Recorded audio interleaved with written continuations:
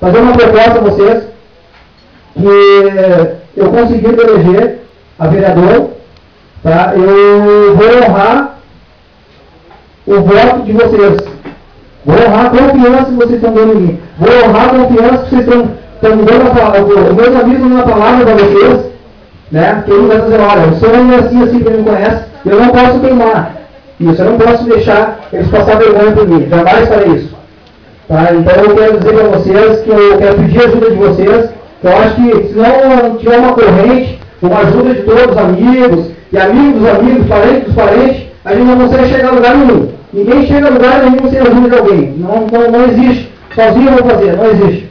Né? Eu tenho a minha mulher, que é uma amiga há muito tempo, a mãe dele também, que a gente, muitos anos eu criei, criei que eu era um guri ranhento, né? Mirava dizer assim na rua aí, né? Eu, meus irmãos, tudo, enfim. Então, vocês com certeza podem acreditar, podem levar meu nome, podem brigar por mim que não vão se arrepender.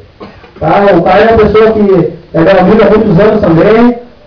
Bom, aquela geração de lá, né? A gente está aí, se Deus quiser, tem muita coisa para frente para fazer ainda. E os amigos lá de trás, lá que estão me conhecendo agora, pode ficar tranquilo, viu, pessoal? Fica aqui mesmo, hein? Não pode pegar aqui, hein? Pode tranquilo, hein? Não dá nada. Aqui pode apostar, não só vão se arrepender. A vou batalhar com vocês aqui, ó. E não vou subir não, hein?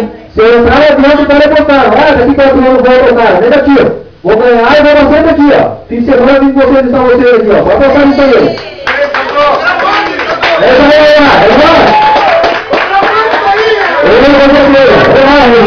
Olha só, não esquece então, hein? 15, 4, 8, 8, Santo Borges na cabeça!